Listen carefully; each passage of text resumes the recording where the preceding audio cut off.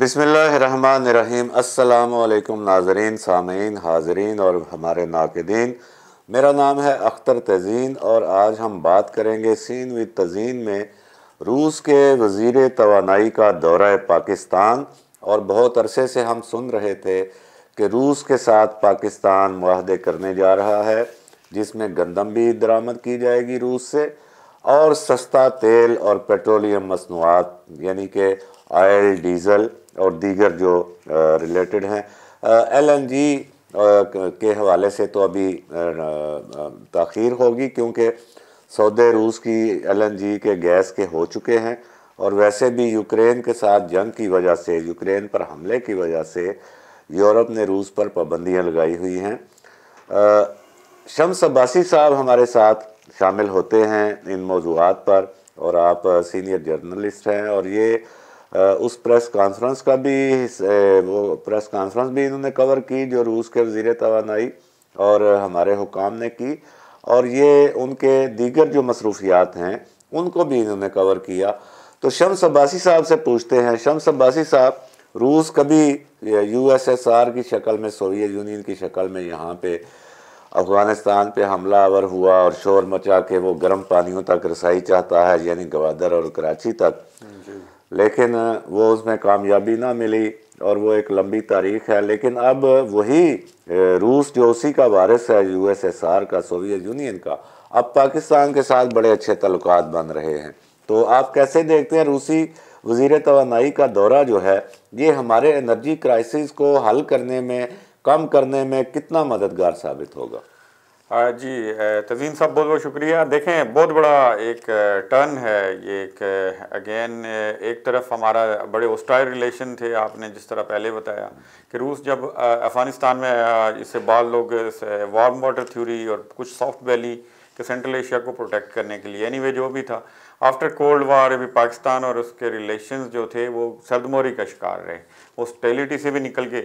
लेकिन ये birth I think पिघलते पिघलते time तो लगा, पीछे मुख्तलिफ बैकडोर मुज़ाकरात भी होते रहे, लेकिन रिसेंट एक बहुत बड़ी डेवलपमेंट है कि उनके बहुत एक पावरफुल डेलीगेशन जो उनकी 80 रुकनी डेलीगेशन, जी पावरफुल डेलीगेशन, उनके मिनिस्टर फॉर एनर्जी थे, उनके डिफरेंट ट्रेड मिनिस्टर्स थे, उसके अलावा उनके बहुत बड़े बड़े बिजनेसमैन थे जिनसे हमारी बातचीत भी हुई, मुलाकातें भी हुई।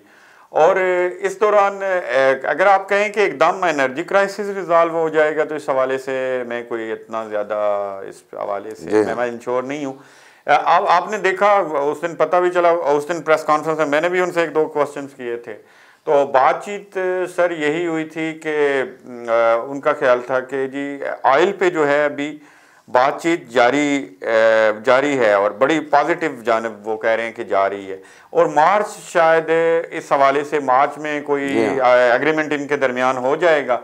और इसी तरह सेम इसी तरह LNG वगैरह पे भी अभी तक कोई फाइनल बात नहीं है, लेकिन मुज़ाकरात की पेशरफ्त जो है वो बेहतर हो रही है, दोनों जानब से चीज़ों पे इत्फाक़ राय मौजूद है। लेकिन मार्च बड़ा इंपॉर्टेंट है, मार्च में शायद ये प्रोजेक्ट फाइनलाइज होंगे। उसके अलावा दूसरा एलिमेंट है जो वो इसका है फूड सिक्योरिटी का, जो पाकिस्तान का एलिमेंट है, उसमें गंदम है, मुख्तलिफ चीज़ें, वो भी हम आमतौर पर रशिया से मंगवाते हैं या कुछ रशियन स्टेट्स हैं, जिस तरह उधर वार भी हो रही है अभी, तो वो भी दुनिया की बड़ी फूड बास्केट्स हैं ये रशिया और ये दोनों कंट्रीज।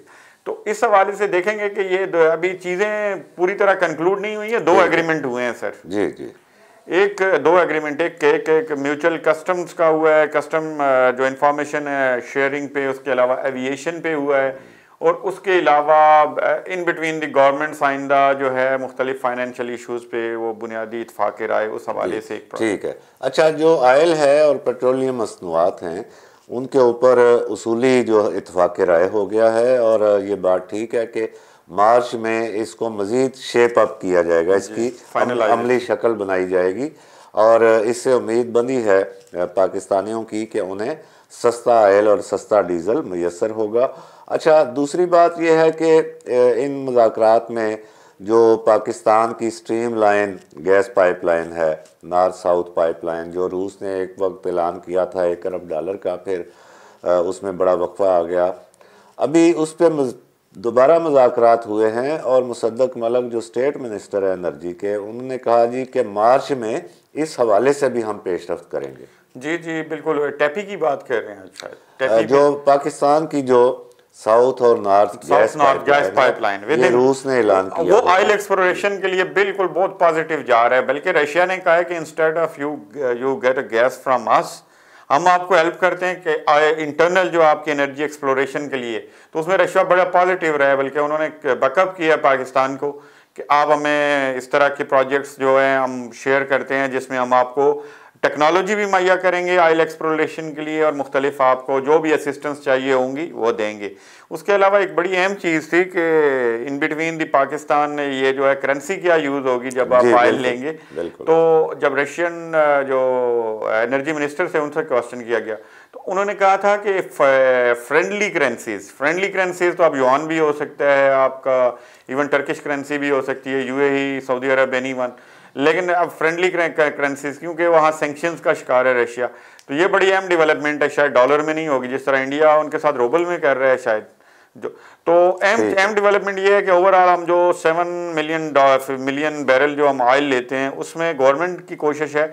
हमारी जो बात हुई थी उसमें हमने एनर्जी मिनिस्टर, हमारे जो स्टेट मिनिस्टर हैं मुसद्दिक मलिक, उनसे पूछा था, तो उन्होंने कहा 700 मिलियन बैरल हमारी जो एनुअल नीड है। हमारी कोशिश है कि हम रशिया की तरफ जो शिफ्ट करें वो 35% रशिया की तरफ शिफ्ट करें टोटल का। बिल्कुल ठीक, बिल्कुल ठीक है। सामीन नाज़रीन, बात यह है कि 80 रुकनी डेलीगेशन की आमद रूस से पाकिस्तान और रूस के दरमियान ताल्लुकात का एक कल्मिनेशन है, यानी नुक्ता उरूज है।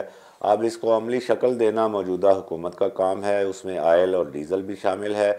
गंदम के अभी 2 जहाज़ रूस से हमने मंगवाए हैं। यहाँ पे जो क्राइसिस हुआ, जो करेंसी तिजारत दोनों मुल्कों के दरमियान है, और आप जानते हैं कि दुनिया में जो तिजारत होती है उसमें डॉलर इस्तेमाल होता है, लेकिन अब डॉलर भी हमारे यहाँ बहरान है। तो ये एक अच्छी पेशरफ्त है कि दोनों मुल्क डॉलर से हटकर किसी करेंसी में तिजारत करें। इससे भी पाकिस्तान को बड़ा फ़ायदा होगा। और मार्च का महीना इस लिहाज से अहम है, और उम्मीद की जाती है कि दोनों मुल्कों के दरमियान जो ताउन है वो मज़ीद फ़रोग पाएगा। आज के लिए इतना ही, हमें दीजिए इजाज़त। अल्लाह निगहबान। जिंदाबाद पाकिस्तान।